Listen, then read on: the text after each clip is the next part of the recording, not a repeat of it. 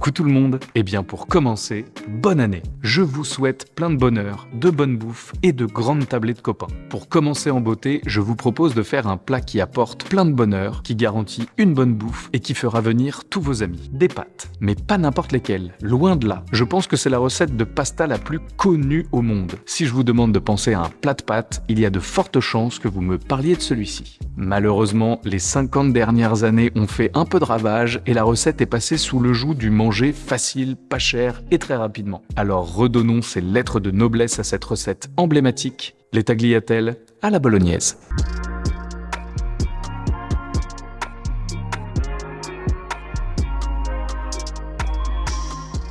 Bon, on a tous en tête les bolos avec du bœuf haché, des oignons, beaucoup de sauce tomate, et si vous voulez vraiment que l'Italie tout entière fasse un infarctus, du gruyère râpé. Alors oui, c'est pas mauvais, c'est même très bon quand c'est bien fait, mais ce ne sont pas les bolos. Je vous propose donc qu'aujourd'hui, on se penche sur ce monument de la gastronomie italienne et les marqueurs forts de la recette originelle. Déjà pour commencer, la sauce bolognaise n'est pas une sauce tomate. Oui, je sais, ça fait mal comme information quand on n'est pas préparé. Mais c'est bien la viande l'élément principal. Nous utiliserons la tomate subtilement pour ajouter un peu plus de profondeur à la sauce. Deuxième info qui peut prendre un peu de cours, mais la bolognaise nécessite un très long temps de cuisson. C'est 2 à 3 heures grand minimum. L'idée, c'est de compoter et concentrer les goûts ainsi que la texture de la viande. Et la viande, parlons-en. Dans cette recette, nous allons en utiliser 3 différentes, que ce soit pour le goût, la texture et le taux de gras. Pour le reste, vous verrez tout cela dans la recette, mais le sofrito est un passage obligatoire. Céleri, oignon, carottes. La garniture aromatique italienne par excellence. Malgré toutes ces informations, n'ayez crainte. C'est une recette très facile qu'il est très difficile de louper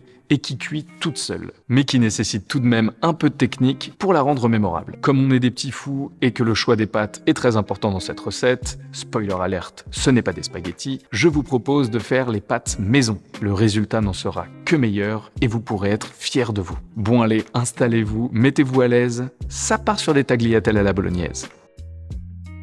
Je vous propose de commencer par le ragoût. Et oui, on n'utilise pas assez ce mot, mais il est très mignon. Et surtout, il désigne parfaitement la recette du jour, de la viande mijotée des heures avec des petits légumes dans du bouillon.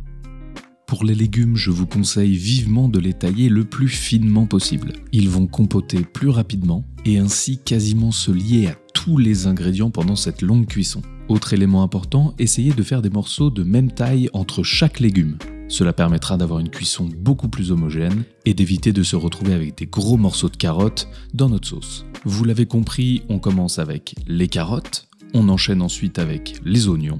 J'ai pris un oignon de Roscoff parce que vive la Bretagne, mais ça fonctionnera très bien avec un oignon jaune. Pour la découpe, on fait des entailles bien fines et régulières dans la hauteur, puis on découpe dans la largeur pour obtenir de tout petits cubes. Prenez votre temps, ce n'est pas une course. On a tendance à négliger la découpe des légumes, faire ça à la va-vite, mais je vous promets qu'on peut y prendre du plaisir. Un bon podcast, de la musique, et c'est parti pour une découpe au millimètre. On attaque le dernier pilier de notre sofrito, la fameuse base aromatique italienne, avec le céleri branche. On commence par couper les branches en deux, ce sera beaucoup plus simple. On découpe de longs bâtonnets, puis perpendiculairement plein de petits cubes. Si vous êtes pressé, que vous avez la flemme ou que vous faites un ragoût en grande quantité, vous pouvez également passer les légumes au hachoir ou au robot avec des petites impulsions. Il faut juste bien contrôler le tout pour éviter d'avoir une pâte mais plutôt des petits morceaux. On finit la préparation des légumes avec de l'ail que l'on va râper très finement et on l'ajoute au sofrito. Maintenant que nos légumes sont prêts, on peut s'attaquer à la viande. J'ai sélectionné 3 morceaux de viande différents pour cette recette pour obtenir un maximum de strates, de saveur et de texture. En premier, nous allons découper en tout petits cubes de la pancetta. Cela va apporter une belle dose de gras et infuser son goût si particulier à l'ensemble de la préparation. Comme la viande est assaisonnée puis séchée, elle va également relâcher toutes ses épices au cœur du ragoût. Voici ensuite l'échine de porc. Comme on est des petits fous, pour cette recette, on va hacher notre viande nous-mêmes. Mais si vous n'avez pas de hachoir à la maison, aucun souci. Il vous suffit d'acheter du porc haché en boucherie. Pour le bœuf, je me suis fait plaisir avec un morceau que j'adore, l'onglet. Il a beaucoup de goût et une texture absolument géniale. C'est ça qui est plutôt cool quand on a un hachoir, c'est qu'on peut expérimenter des nouvelles choses. Mais comme pour le porc, du bœuf haché classique fonctionnera parfaitement. Essayez juste d'en sélectionner du bien gras, ça va permettre à la viande de rester bien moelleuse. Si vous le faites au hachoir, sélectionnez la grille moyenne. Trop fin, cela risque de faire un peu une pâte. Et si on fait des morceaux trop épais, ce sera pas super agréable en bouche. Comme vous l'avez vu, on a découpé des bandes dans la viande de la taille de notre hachoir. Ça permet de faire moins de découpes. Et une fois que la viande est tombée dans le piège de la vis du hachoir, eh bien elle avance toute seule. Et oui, travaillez moins, mais mieux. Une fois qu'on a haché tout le bœuf, on le réserve dans un récipient. Pensez à utiliser des récipients différents en fonction des viandes, car nous allons faire des cuissons séparées. On enchaîne ensuite avec l'échine. Ce morceau est parfait parce qu'il est bien gras et va apporter beaucoup de goût et de moelleux à la préparation. Alors je pense que c'est clivant comme avis, mais je trouve ça ultra satisfaisant à garder. Eh bien, les légumes sont prêts, la viande est prête, on va pouvoir passer en cuisson. On sort sa plus belle cocotte et on y verse à froid la pancetta sans ajout de matière grasse. À froid car si votre cocotte est trop chaude, le gras risque de brûler, et sans matière grasse car la viande en contient déjà assez. À la cuisson, la viande va rendre du gras et bien griller grâce à ce dernier. C'est ça qu'on veut. Une fois que c'est fait, on réserve et on ajoute le bœuf, sans retirer le gras de la pancetta. Évidemment. L'idée ici, ça va être d'être à feu très fort pour aller chercher une très jolie coloration. On veut marquer la viande et qu'elle accroche afin de laisser des sucs de cuisson. C'est ça qui va donner tout le goût à la sauce. Une fois bien coloré, on peut réserver dans le même récipient que la pancetta. On finit avec le porc, qui comme la pancetta va relâcher pas mal de gras et ainsi bien griller dans le fond de la cocotte. Alors attention, il faut que ça colore, pas que ça brûle. Donc soyez vigilants et remuez régulièrement. Une fois que c'est bien grillé, on réserve avec le reste de la viande. Vous voyez ces petits sucs dans le fond de la casserole? C'est exactement ce qu'on recherche. On peut maintenant baisser le feu, ajouter un peu d'huile d'olive et verser le céleri, l'oignon, les carottes et l'ail dans la cocotte. On mélange bien pendant quelques minutes, on fait revenir nos petits légumes tranquillement, ils vont gentiment commencer à rendre leur eau de végétation et donc à déglacer les sucs de cuisson. Lorsque les oignons et le céleri sont translucides, on peut ajouter la pancetta, le bœuf et le porc. Et à partir de maintenant, on va commencer à empiler toutes les couches de saveur. Un peu de concentré de tomate. Cela va donner de la couleur mais surtout de la profondeur au plat. On mélange bien pendant quelques minutes. On évite d'en foutre partout. Et on vient déglacer avec du vin blanc. Alors oui, rangez-moi le gros rouge qui tache et essayez le vin blanc. Et très important, on vient décoller les sucs de cuisson avec la cuillère. Quand le vin a bien réduit, on ajoute un petit peu de tomate. Je vous l'ai dit, elle est juste là pour souligner le tout. Et on finit avec le bouillon de bœuf. Ne paniquez pas, la recette arrive très bientôt. Pensez d'ailleurs à vous abonner pour ne pas la louper. Regardez-moi comme c'est beau ça. Mais ce serait encore plus beau avec un joli petit bouquet garni. On se la joue basique avec du laurier et du thym. Je les attache pour les ressortir plus facilement, mais vous pouvez simplement les jeter dans la cocotte.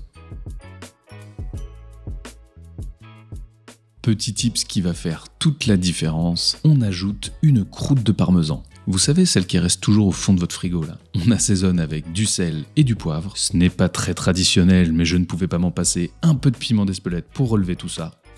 Et on mélange. On va chercher une première ébullition, on se met sur feu très doux, on couvre et c'est parti pour au moins 3 heures de cuisson. Pensez à remuer régulièrement pour éviter que ça accroche. Je vous l'avais dit, aujourd'hui on n'est pas là pour rigoler, alors on fait nos pâtes maison. Vous n'avez besoin que de très peu d'ingrédients, juste de quelques ustensiles. On verse la farine sur le plan de travail, on y fait un petit puits qui va accueillir nos jolis œufs. Pour les quantités, c'est super simple à retenir. C'est un œuf entier pour 100 g de farine. On ajoute un peu de sel fin, on casse les œufs et on commence à mélanger. Débuter avec une fourchette, ce sera beaucoup plus simple pour commencer à incorporer la farine. On ajoute ensuite au fur et à mesure un peu plus de farine avec ses petites mains. Et lorsque les œufs sont bien répartis dans la farine, vous pouvez sortir votre coupe-pâte. C'est un ustensile très simple et pas cher, mais qui vous sera d'une grande aide pour confectionner votre pâte. Vous pouvez donner des petits coups de lame comme ceci pour bien incorporer les œufs et la farine. Et lorsque la pâte accroche bien et que vous pouvez former une sorte de boule, on peut continuer à la mano. Alors c'est pas très compliqué, mais c'est un peu sportif. Car à partir de maintenant, il faut pétrir pendant 10 vraies bonnes minutes. C'est pas un chiffre comme ça lâché au hasard, c'est vraiment 10 minutes top chrono. C'est le temps qu'il faut pour que l'humidité de l'œuf imprègne bien la farine. et qu'on ait une pâte élastique et souple. Si vous arrêtez trop tôt, vous aurez ce rendu un peu cassant qui se déchire comme ça. Et si vous la mettez comme ceci au laminoir, ça ne pardonne pas. Mais comme pour les légumes, de la compagnie, un peu de musique ou un podcast, et c'est parti. Au bout de 10 minutes, vous obtiendrez cette jolie petite boule dorée. Maintenant, étape importante, le repos. On la dispose donc dans un sac congélation ou bien du film plastique. Essayez déjà de l'aplatir pour qu'elle ait une forme plus facile à travailler après le repos, et hop, au moins 30 minutes à température ambiante. Lorsque le pâton a bien reposé, on va pouvoir former nos pâtes. Pour que cela soit plus simple à travailler, on va découper notre pâte en 4 morceaux. Après, si vous êtes balèze ou que vous êtes bien accompagné, en 1 ou 2 morceaux, ce sera parfait également. On balance un peu de farine sur la pâte pour éviter qu'elle n'accroche, on l'aplatit légèrement avec les mains ou un rouleau, et c'est parti pour le premier passage au laminoir, au cran le plus large. J'ai ici un laminoir automatique qui se fixe à mon robot, mais avec un laminoir manuel ça fonctionne très bien. Après le premier passage, on replie la pâte sur elle-même pour faire un joli rectangle, et on la repasse au cran numéro 1. On peut ensuite passer au cran numéro 2, cela va donc resserrer les rouleaux et ainsi affiner un peu plus la pâte. Et comme on affine un peu plus la pâte, cela implique qu'elle va devenir de plus en plus longue. Il faut donc bien l'accompagner avec le dos de la main, car si vous utilisez le bout de vos doigts, elle risque de se percer. Et ça, il faut à tout prix l'éviter. On continue ainsi l'opération jusqu'au cran numéro 6 ou 7. C'est une question de goût, mais j'aime bien quand les tagliatelles ne sont pas trop épaisses, mais surtout n'oubliez pas que la pâte va gonfler à la cuisson, donc visez plutôt fin que trop épais. Lorsque la taille vous convient, vous pouvez répartir de la farine sur la pâte et empiler tous les morceaux car la farine va empêcher qu'ils ne collent. Pour la découpe des tagliatelles, 2 options. Soit vous avez un ustensile super cool comme celui-ci qui va faire ça très bien tout seul, soit vous pouvez rouler les bandes de pâte sur elles-mêmes et les découper finement à l'aide d'un couteau. Regardez-moi comme c'est beau cette petite cascade de tagliatelles là. Alors, si elles ne sont pas en sucre, ça reste relativement fragile, donc manipulez-les avec précaution. Si vous les serrez trop fort, elles risquent de se coller et ça c'est pas top. Alors pour contrer ça, on met un petit peu de farine et on forme de jolis petits nids, qui peuvent d'ailleurs être congelés si vous en avez trop. Bon, ça fait 3h30 que cette petite merveille mijote, il va être temps de passer à table. On retire le bouquet garni, la croûte de parmesan, mangez-en un bout et partagez-la avec la personne qui compte le plus pour vous. C'est si bon. Alors, un peu de concentration, c'est parti pour les cuissons. On verse quelques louches de sauce dans une poêle, ce sera beaucoup plus simple pour y faire revenir nos pâtes. Et lorsque l'eau bout, on la sale généreusement. On y plonge nos tagliatelles fraîches, essayez de ne pas les jeter tout en même temps pour éviter de faire un pâté. Et là, attention, ça va très vite, 3 à 4 minutes en fonction de l'épaisseur de vos pâtes. On ajoute un peu d'eau de cuisson des pâtes dans la sauce. L'amidon va permettre de lier parfaitement tout ça. Très important, on goûte les pâtes, elles doivent être fermes mais bien souples. Lorsque vous êtes content de la cuisson, on peut les balancer directement dans la sauce. Je vous conseille d'investir dans une grande pince comme ça change la vie. Un peu d'eau de cuisson si besoin, vous pouvez contrôler la quantité au fur et à mesure. Et évidemment, un déluge de parmesan. Fraîchement râpé, c'est encore meilleur. On mélange vigoureusement l'ensemble pour bien incorporer tout ça. Quelques petits coups de poignet et on est bon pour servir. On passe les tagliatelles dans la pince et on la fait tourner à l'intérieur de notre louche pour faire un joli nid. Il ne reste plus qu'à le déposer dans l'assiette en essayant de conserver une belle forme avec du volume. On se fait plaisir sur la sauce, on est quand même là pour ça aujourd'hui. Un petit filet d'une très bonne huile d'olive et parce qu'on adore ça, une montagne de parmesan. Attention, c'est un plat à manger bien chaud, donc ne le laissez pas traîner dans les assiettes et régalez-vous immédiatement. Ah, c'est chaud, c'est gourmand, je suis vraiment trop fan. Est-ce que ce serait pas le moment de tester la Metro Bolo Dodo ? Et oui, si vous l'avez loupé, j'ai fait une sauce piquante inspirée de la bolognaise. Quelques petits schlouks sur les pâtes. Et là, ça devient complètement addictif, qu'est-ce que vous voulez que je vous dise ? Si cette sauce vous intéresse, je vous mets le lien dans la description ainsi que la vidéo de sa confection. Oh là là. Alors j'adore manger cette recette que je trouve incroyable à tout point de vue, mais j'adore aussi la cuisiner. J'arrive toujours à trouver un point d'optimisation pour la rendre encore meilleure. Si cette recette de pasta de A à Z vous a plu, n'hésitez pas à la liker et la partager autour de vous. Si le cœur vous en dit, posez-moi vos questions ou remarques en commentaire, je les lis tous et réponds à un maximum d'entre vous. Et surtout, si ce n'est pas déjà fait, abonnez-vous! On publie une recette par semaine sur cette chaîne et je peux vous jurer que ce qui arrive, c'est du costaud. C'était un plaisir de commencer cette année avec cette recette ultra réconfortante. Je vous dis à très vite pour de nouvelles aventures. C'était Hugo, vous êtes toujours sur Woogies. Bon appétit, ciao!